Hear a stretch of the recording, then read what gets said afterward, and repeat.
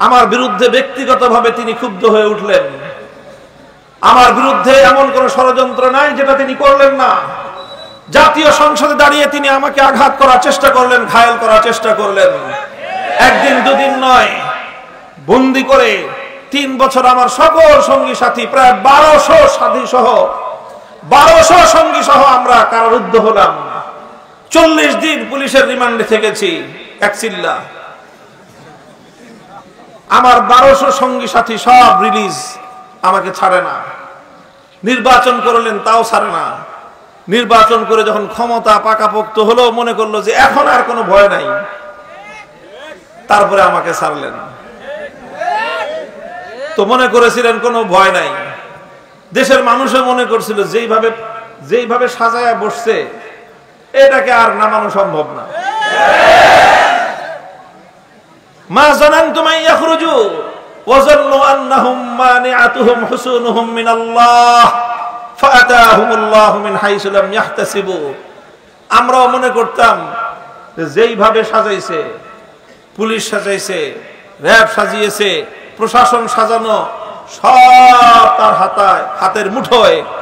তারপরে আবার প্রতিবেশী এত বিশাল রাষ্ট্র, তারা এদেশের জনগণের প্রকাশ্য প্রতিপক্ষ হয়ে দাঁড়িয়ে স্পষ্ট ঘোষণা দিল যে কোনো মূল্যে এদেশের সমস্ত মানুষের মতামতের বিপরীতে হলেও সেই হাসিনা সরকারকেই তারা ক্ষমতায় বহাল রাখবে। এই ঘোষণা দেওয়ার পর এবং এই ধরনের কার্যকলাপ পরিচালনা করার পর দেশের প্রায় সব মানুষই এই আশা ছেড়ে দিয়েছিল যে জীবদ্দশায় বুঝি আর কোনোদিন এই সরকারের পতন হবে না। আমরাও মনে করি নাই পতন হবে, তারাও মনে করে নাই। যেইভাবে সাজিয়েছি এই দুর্ভেদ্য দুর্গের মধ্যে কোন ধরনের আক্রমণ, কোন ধরনের কোন আঘাত আসতে পারে, এটা তারা কল্পনাও করে নাই। আমার আল্লাহ বলেন ফাআতাহুমুল্লাহু মিন হাইসু লাম ইয়াহতাসিবু, ফাআতাহুমুল্লাহু মিন হাইসু লাম ইয়াহতাসিবু। আল্লাহ পাকের সুন্নাতুল্লাহ, আমার আল্লাহর নীতি হলো যে কোন কাফের শাসক যদি ইনসাফের সাথে দেশ চালায়, রাষ্ট্র চালায়, আল্লাহ তাকে ধরেন না। কিন্তু কোন মুসলমানও যদি জুলুমের সঙ্গে, রাষ্ট্রের নাগরিকদের সঙ্গে, দেশের প্রজাদের সাথে, দেশের মানুষ এবং জনগণের সঙ্গে যদি অন্যায় করে, অবিচার করে, বৈষম্য করে, জুলুম করে, আল্লাহ সে মুসলমান হলেও সে জালেমকে আল্লাহ বেশি দিন ক্ষমতায় থাকতে দেন না। এটা আল্লাহর ওয়াদা এবং এটা আল্লাহর নীতি। কিন্তু আমরাও মনে করেছিলাম নামবে কোনখান দিয়ে, নামার তো কোনো জায়গাই নেই। আর উনিও মনে করছিলেন আসবে কোনখান দিয়ে, আসার তো কোনো রাস্তাই নাই। 100টার মধ্যে 100টা রাস্তায় তারা বন্ধ করে রেখেছিলেন তাদের কাজ পর্যন্ত যাওয়ার। কিন্তু আল্লাহ বলেন 100টা রাস্তা তুমি বন্ধ করেছো, আমি আল্লাহ 101 নম্বর রাস্তা দিয়ে তোমাকে ধরতে আসলাম। ঠেকাও দেখি। বেশ অনেক দিন আগে থেকেই কোথাও বের হন না, এমনকি প্রধানমন্ত্রীর কার্যালয়েও তিনি যাইতেন না। গণভবনটাকে এমন ভাবে চতুর্দিক থেকে বাহিনী দিয়ে ঘেরাও করছে যাতে কেউ তার ধারে কাছেও যেতে না পারে। আর আমরা যেহেতু থাকি পাশাপাশি মোহাম্মদপুর, একটা আওয়াজ উঠে গেছে যে মোহাম্মদপুর থেকে মামুনুল হকের নেতৃত্বে গণভবনে যে কোনো সময় আক্রমণ হতে পারে। আমিও কিন্তু এটা ভাবি নাই, কিন্তু তাদের মনের মধ্যে, চোরের মনে, আমি জানি না কেন আমাকে তারা এইভাবে ভয় পাইল যে আমি নাকি গণভবনে যেতে পারি। তো পরে যখন আল্লাহ পাক রব্বুল আলামিন আসলেন, আল্লাহর আযাব যখন আসলো, 100 রাস্তা বন্ধ করছে, আমার আল্লাহ 101 নম্বর রাস্তা দিয়ে পাকড়াও করতে চলে আসছেন। এটা মনে রাখবেন। আল্লাহ বলতেছেন ফাআতাহুমুল্লাহু মিন হাইসু লাম ইয়াহতাসিবু। তুমি যদি কেউ চিন্তা করে থাকো যে আল্লাহর পাকড়াওকে তুমি এড়িয়ে যাবা, আল্লাহর আযাব আসার রাস্তা তুমি বন্ধ করে রাখবা, বোকার স্বর্গে বসবাস করো। আল্লাহ যে কোনখান দিয়ে, কোন পেছে, কোথা দিয়ে যে তোমাকে আঘাত করবেন তোমার সমস্ত কলা কৌশল, তোমার বাপদাদার সমস্ত কৌশল, তোমার বন্ধুদের সমস্ত কৌশল, তোমার জ্ঞাতি গোষ্ঠীর সমস্ত কৌশল, তোমার দেবর ভাসুরদের সমস্ত কৌশল, এই সব ব্যর্থ হয়ে যাবে, কোনোটাই কাজে লাগবে না। উপায় কি? উপায় হলো যেই কারণে আল্লাহর আযাব আসে সেই কারণ দূর করো, আল্লাহর আযাবকে প্রতিহত করার কোনো চেষ্টা করো না। মুহতারাম হাজিরিন, এটা শিক্ষণীয় দৃষ্টান্ত, শিক্ষণীয় দৃষ্টান্ত। সমস্ত আয়োজন সম্পন্ন ছিল। এরপরে আমরা কি দেখলাম? এরপরে দেখলাম যে চতুর্দিক থেকে আল্লাহ পাক রব্বুল আলামিন এমন ভাবে পঙ্গপালের মতো আবাবিল পাঠায় দিলেন। ছোট ছোট মানুষ, ছাত্র, এরা ছাত্র, এরা ছোট। কেউ স্কুলে পড়ে, কেউ মাদ্রাসায় পড়ে, কেউ ইবতেদায়ী মাদ্রাসায়, কেউ প্রাইমারি স্কুলে, কেউ হাই স্কুলে পড়ে, কেউ মাদ্রাসায় পড়ে, কেউ কলেজে পড়ে, কেউ আলিয়া মাদ্রাসায় পড়ে, কেউ ভার্সিটিতে পড়ে, কেউ কওমি মাদ্রাসায় পড়ে। এইভাবে ছাত্র জনতা যখন নামলো, ছাত্র জনতাকে রোধ করার জন্য, তাদেরকে প্রতিহত করার জন্য তারা কি করলেন? তারা হেলমেট বাহিনীকে হাতে পিস্তল দিয়ে নামায় দিলেন। এইভাবে নির্মম ভাবে গুলি করে করে এক একটা সন্তানকে হত্যা করলো। মানুষ প্রত্যক্ষ করলো। যেই টাকা দিয়ে জনগণ রাষ্ট্রের নিরাপত্তা রক্ষা করার জন্য ট্যাক্স দিছে, কর দিছে, সেটা দিয়ে হেলিকপ্টার কিনছে। যে হেলিকপ্টার দিয়ে কি করবে? কোথাও আগুন লাগলে সেখানে পানি দিয়ে আগুন নেভাবে। হেলিকপ্টার দিয়ে কি করবে? কোথাও মানুষ আটকা পড়লে দুর্যোগগ্রস্ত সেই মানুষকে সেখান থেকে উদ্ধার করবে। হেলিকপ্টার দিয়ে কি করবে? দেশের মানুষের উপর বাহিরে থেকে কোনো আক্রমণ আসলে সেই আক্রমণ প্রতিহত করা হবে। আর সেই হেলিকপ্টার দিয়ে ঢাকার রাস্তায় রাস্তায়, পাড়ায় পাড়ায়, মহল্লায় মহল্লায় টহল দিয়ে হেলিকপ্টার থেকে গুলি করে ঘরের মধ্যে বাবার কোলে আশ্রয় গ্রহণকারী 3 বছরের শিশুকে হত্যা করা হলো। ঘরের বারান্দায় দাঁড়িয়ে থাকা আমার বোন হত্যাকাণ্ডের শিকার হলো। ঘরের ছাদে, বাড়ির ছাদে পায়চারীরত ছেলে মেয়ে, নারী পুরুষ নির্বিশেষে তারা হত্যা হলো, নিহত হলো। শত শত মানুষ মেরে ফেলা হলো। একটা কথা আমরা ঢাকায় শুনতাম যে শেখ হাসিনার যদি প্রয়োজন হয় 1 লাখ মানুষ মারবে, তবুও সে গদি ছাড়বে না। আপনারা শুনছেন এই কথাটা? এটাই ছিল মানুষের মনোভাব এবং এটাই ছিল তার মনোভাব। আমি কথাগুলি আলোচনা কেন করতেছি? আমি যে কোরআনের আয়াত পড়েছি, এরকম দৃষ্টান্ত শতাব্দীতে একবার ঘটে, 100 বছরে একবার ঘটে। কয়বার? 100 বছরে একবার ঘটে। এই 2024 সালের 100 বছর আগে, এই গত 100 বছরের মধ্যে আরেকবারই 70 সালে এই আগস্ট মাসেই 10 দিন পরে ঘটছিল আর কি। 15ই আগস্ট, 5ই আগস্ট, 50 বছর পরে আবার ঘটনা ঘটলো। আবার হয়তো 50 বছর পরে ঘটবে। আমরা সতর্ক করতে চাই, শিক্ষা গ্রহণ করার আহ্বান জানাই, নিজেরাও শিক্ষা গ্রহণ করতে চাই। আমাদের সকলের জন্য শিক্ষা গ্রহণ করা উচিত। সেই শিক্ষাটা হলো যে দেখেন, খবরদার কোন বিষয়ে সীমা লঙ্ঘন করবেন না। ইন্নাল্লাহা লা ইউহিব্বুল মুতাদিন।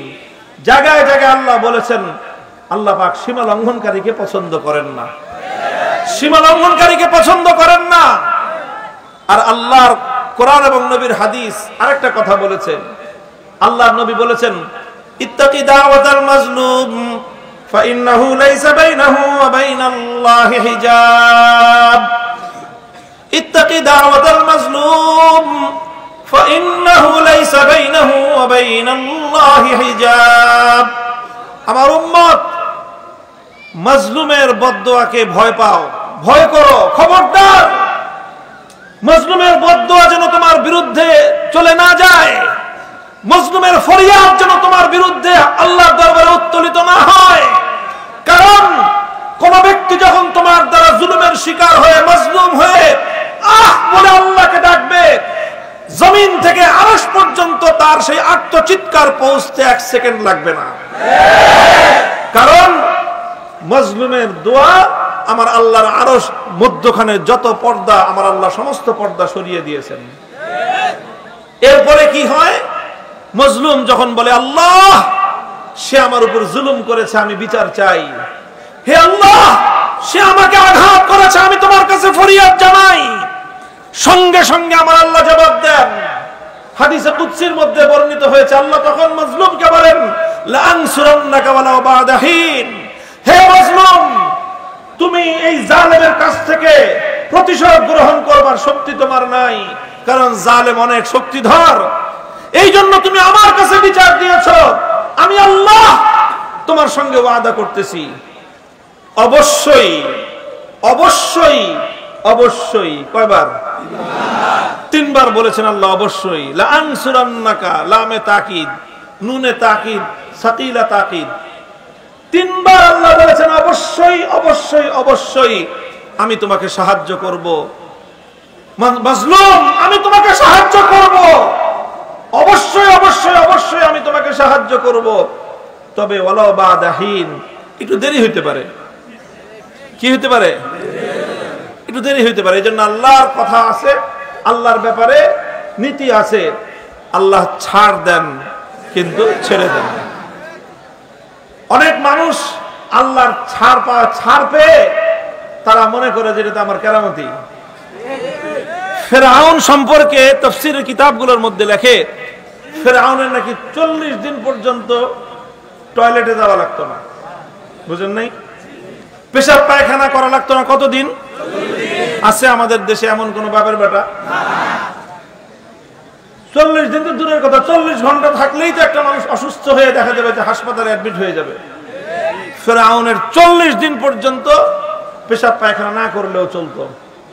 সেই আল্লাহ পাক রব্বুল আলামিন তাকে এইরকম সুস্থতা দিয়েছিলেন, এরকম সক্ষমতা আল্লাহ তাকে দিয়েছিলেন। সে মনে করছে এটা তো তার কেরামতি, সে মনে করেছিল এটা তার ক্ষমতা। আর ইনাকে আল্লাহ পাক রব্বুল আলামিন নানা সময় নানা ভাবে নানা হামলার হাত থেকে বাঁচিয়ে দিয়েছেন। কখনো 88 কেজি, কখনো 96 কেজি, কখনো অমুক জায়গার গ্রেনেড, এটা সেটা নানা কাহিনী। উনি মনে করলেন যে এত কাহিনী যত হয়ে গেছে, যেহেতু এই জমিনে তার চেয়ে বড় ওলি আল্লাহ আর কেউ নাই, এইরকম ভেবে বসেছিলেন। আর বিনা বিচারে মানুষের উপর জুলুম করে গিয়েছেন। 2009 সালে 57 জন দেশের সেরা সেনা কর্মকর্তাদেরকে নির্মমভাবে হত্যা করেছেন।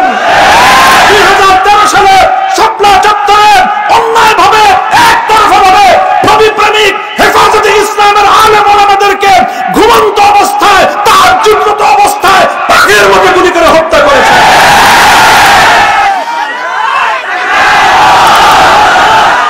চিন্তা করতে পারেন? চিন্তা করতে পারেন বৈষম্যতা কোথায়? হে দেশবাসী, দেশের কর্ণধার, রাজনৈতিক নেতৃবর্গ, দেশের প্রশাসন, রাষ্ট্রযন্ত্রে যারা আছেন, খুব ভালো করে শুনে রাখেন। দেখেন 2013 সাল যাদের মনে আছে, একটু অতীতের সেই আজ থেকে 11-12 বছর আগের স্মৃতির পাতাটা একটু উল্টান। প্রথমে চলেন শাহবাগের মোড়ে যাই। একদিকে পিজি হাসপাতাল, বঙ্গবন্ধু শেখ মুজিব মেডিকেল কলেজ হাসপাতাল নাম দিয়েছে পরবর্তীতে। আরেকদিকে বাংলাদেশের সবচেয়ে বড় আপনার এই ডায়াবেটিক্সের হাসপাতাল বারডেম। একদিকে বাংলাদেশের 1 নম্বর কেন্দ্রীয় জাতীয় জাদুঘর। এই রকম 3টা গুরুত্বপূর্ণ জায়গার ঢাকার মধ্যে গুরুত্বপূর্ণ একটা মোড়। সেই জায়গায় দিনের পর দিন না, মাসের পর মাস, রাত দিন 24 ঘন্টা পর্যন্ত নর্তকীরা নাচলো, গাইলো, অশ্লীলতার প্রদর্শন করলো। সেখান থেকে আমার নবী মুহাম্মদ আরবি সাল্লাল্লাহু আলাইহি ওয়াসাল্লামের ইজ্জত নিয়ে ছিনিমিনি খেললো। এগুলো করে তারা কি পেল? তারা পেল রাষ্ট্রের পক্ষ থেকে পুরস্কার। আমার নবীকে অকথ্য ভাষায় গালিগালাজ করলো ব্লগার রাজীব হায়দার। তাকে তিনি ঘোষণা দিলেন দ্বিতীয় প্রজন্মের প্রথম মুক্তিযোদ্ধা। নবীজিকে গালি দিয়ে প্রধানমন্ত্রীর চেয়ার থেকে সে পেল প্রথম মুক্তিযোদ্ধার স্বীকৃতি। তারপরে তাদেরকে 2 বেলা করে বিরিয়ানি সাপ্লাই দেওয়া হলো। এইভাবে মাসের পর মাস ঢাকার শহরের প্রাণ কেন্দ্রটাকে অচল করে রাখলো। কেন? তারা সুযোগ পেল, কারণ তারা ইসলাম বিরোধী ছিল। কেন তারা সুযোগ পেল? কারণ তারা আল্লাহর নবীর বিরুদ্ধে বিষোদ্গার করত। এই জন্য তাদেরকে এইভাবে বিরানি খাওয়ায়, টাকা পয়সা দিয়ে, সব ধরনের ফ্যাসিলিটিস দিয়ে, নিরাপত্তা দিয়ে তাদেরকে অন্যায় অশ্লীলতার আখড়া এখানে চালিয়ে যাওয়ার সুযোগ দেওয়া হলো।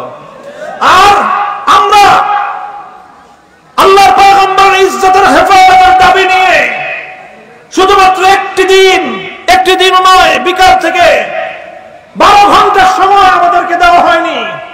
পরের দিন ফজর পর্যন্ত আমাদেরকে অবকাশ দেওয়া হয়নি। আমরা শাপলা চত্বরে অবস্থান করলাম।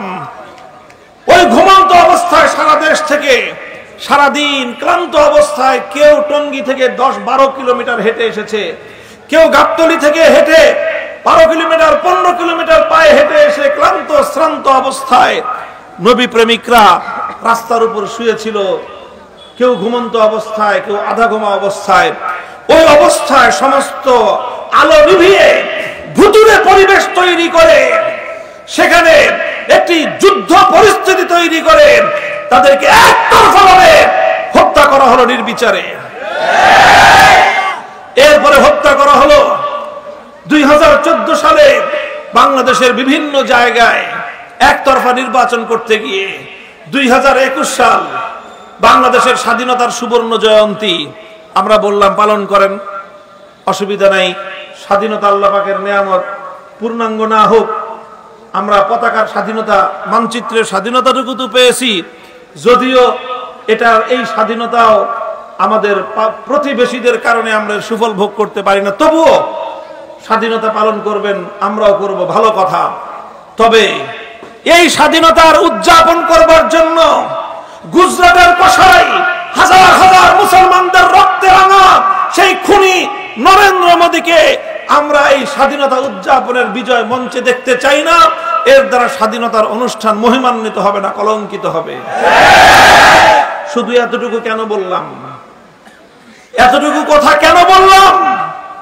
এই কথা বলার অপরাধে আর ওই যে ভাস্কর্যের বিষয়ে সতর্ক করেছিলাম যে এইভাবে ভাস্কর্য বানায়েন না, ক্ষমতা কারো চিরস্থায়ী না। কোনো একদিন আপনার ক্ষমতা চলে গেলে তখন আপনিও যাবেন, সাথে আপনার ভাস্কর্য তো যাবেই, সাথে আপনার মৃত পিতা তার মান সম্মান যাও ছিল ওটুকু ধুলোয় না শুধুমাত্র বাঙালিদের পেশাবের সাথে ভেসে যেতে পারে। এই কথা কেন বললাম? ক্ষুব্ধ হলেন, জুলুম করলেন, আর আমাদের 25 জন সন্তান এবং ভাইকে নির্বিচারে গুলি করে হত্যা করলেন। আসলো 2024 সাল, জুলাই মাসের 36 তারিখ পর্যন্ত। কত তারিখ? 36 তারিখ কেমনে? জুলাই মাস হলে আসলে 31 মাস, কিন্তু এদেশের ছাত্র জনতা তারা বলছে জুলাই বিপ্লব। এই জুলাই মাস যেতে দিব না, যে বিপ্লব শুরু হয়েছে। জুলাই মাস শেষ কয় তারা আজকে জুলাই মাসের 32 তারিখ, তারপরে বলে 33, তারপরে বলে 34, তারপরে বলে 35, তারপরে ঘোষণা দিল যে ফাইনাল খেলা 36 তারিখ। খেলার ঘোষণা আসলো, আমরা দেখলাম যে একতরফা খেলা হয়। কত মানুষ আগে খেলা খেলবো, আসো খেলি ঘোষণা দিছে। আমার নাম নিয়ে বলেছিল কয়েকজন যে মামুনুল হক আসেন খেলি। আমরা তখন বলেছিলাম যে খেলার একটা সিস্টেম থাকে, সিস্টেম মতো আসেন, খেলবো, অসুবিধা কি? যখন খেলার দিন আসলো তখন গণভবনে যা দেখা গেল খেলোয়াড় তো দূরের কথা, কোন খেলোয়াড়ের জায়গা পায়জামাও নাই। মুহতারাম হাজিরিন, কথাগুলো এজন্য বলতেছি, শুধু কটাক্ষ করার জন্য নয়, শিক্ষা গ্রহণ করার জন্য। 50 বছর পর পর এই ধরনের দৃষ্টান্ত আসে, কখনো 100 বছর পরে আসে, কখনো 1000 বছর পরে এরকম দৃষ্টান্ত প্রতিষ্ঠিত হয়। দৃষ্টান্তটা হলো এই, ওয়াসাকানতুম ফি মাসাকিনিল্লাযিনা যালামু আনফুসাহুম ওয়া তাবায়্যানা লাকুম কাইফা ফাআলনা বিহিম ওয়া দারাবনা লাকুমুল আমসাল। এই জালিমরা জুলুম করে করে প্রত্যেকটা জনপদে জুলুমের নিশানা রেখে গেছে। ঘরে ঘরে আজ সন্তান হারা মায়েরা হাজারি, কম করে হলেও 1000 বাংলার সন্তানকে হত্যা করা হয়েছে এই একটা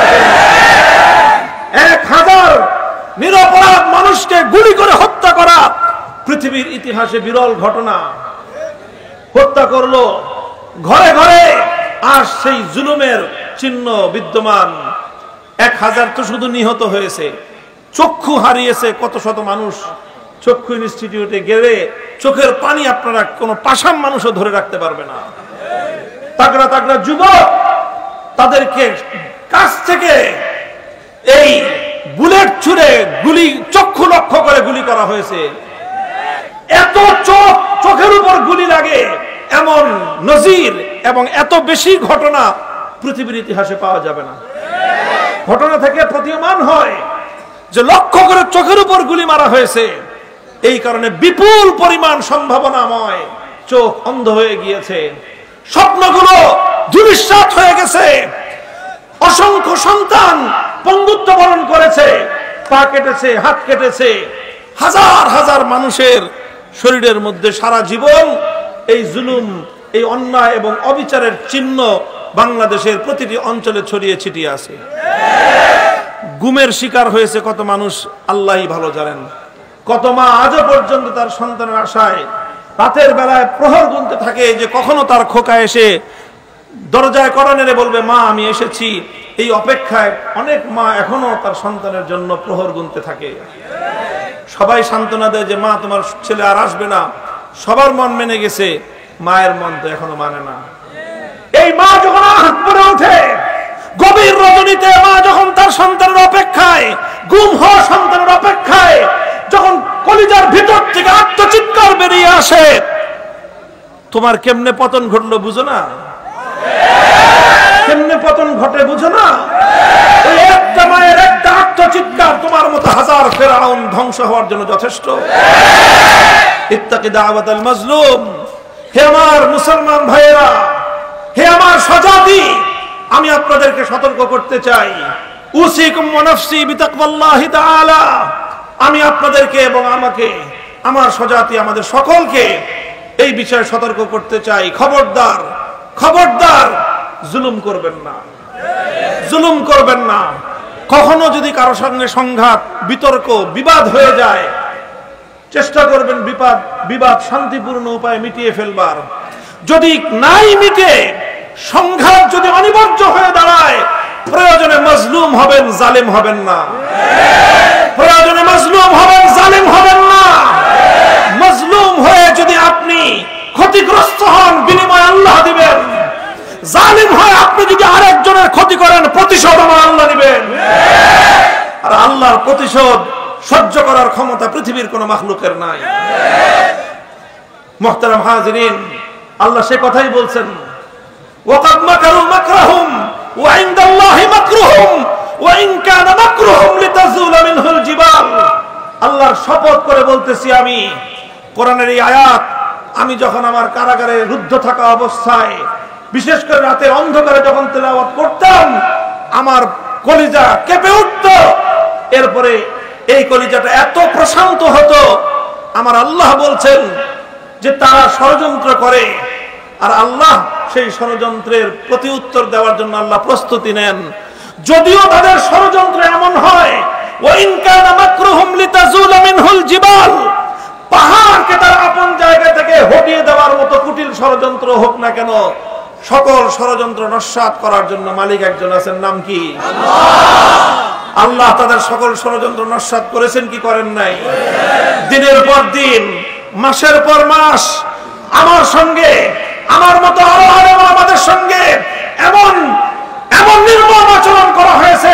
ফিরআউন যে আচরণ করেছিল মুসা নবীর সঙ্গে, এবং আজ পর্যন্ত আর কোন জালেমকে, কোন নায়েব নবীর সঙ্গে এমন নির্মম আচরণ করতে দেখা যায় নাই। শেখ হাসিনা আমার সঙ্গে যে আচরণ করেছে,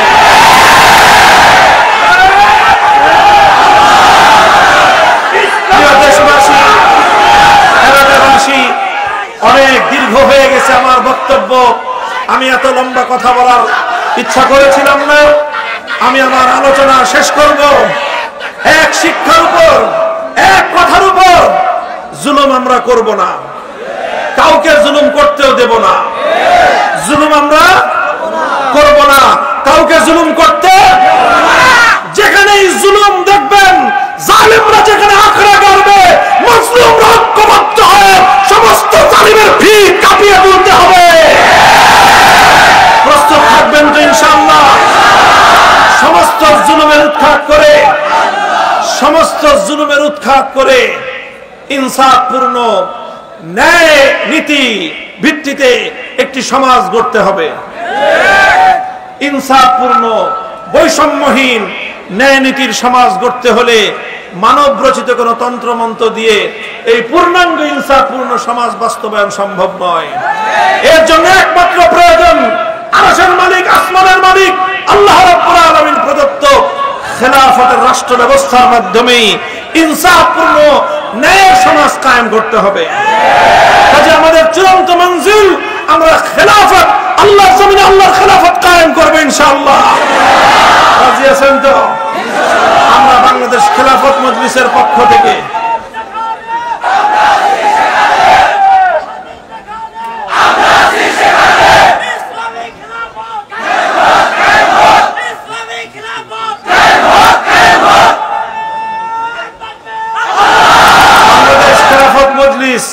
যুবকদের জন্য খেলাফত যুব মজলিস, ছাত্রদের জন্য ছাত্র মজলিস। আমাদের তিনটি শিক্ষা প্রতিষ্ঠান রয়েছে। কি প্রতিষ্ঠান? শিক্ষা প্রতিষ্ঠান। এই সকল শিক্ষা প্রতিষ্ঠানগুলোর মাধ্যমে দেশ গঠনের সৈনিক তৈরি করা হবে ইনশাআল্লাহ। আমি আপনাদেরকে আহ্বান জানাই, আপনারা এতে শামিল হয়ে আমাদের হাতকে শক্তিশালী করবেন। এইভাবে ধাপে ধাপে ইনশাআল্লাহ আমরা আল্লাহর দ্বীনকে বিজয়ী করার মাধ্যমে চূড়ান্ত মঞ্জিল পর্যন্ত পৌঁছব। আমি আমার আলোচনা শেষ করতেছি। আপনাদের এলাকার আমার অত্যন্ত মহাব্বতের মানুষ হযরত মাওলানা কোরবান আলী কাসেমি হাফিজাহুল্লাহ তাআলা, মূলত তার মহাব্বত এবং ভালোবাসার সূত্রে আজকে আপনাদের এখানে আগমন আমার। উনি আমার কারাগারের একান্ত সহযোগী ছিলেন। দীর্ঘ প্রায় 1 বছর পর্যন্ত তিনি কারারুদ্ধ ছিলেন। ওনার জন্য আমি আপনাদের কাছে দোয়া চাই। উলামায়ে কেরামের জন্য আপনারা দোয়া করবেন, আলেমদের সাথে থাকবেন। আল্লাহ আপনাদের সকলকে কবুল করুন।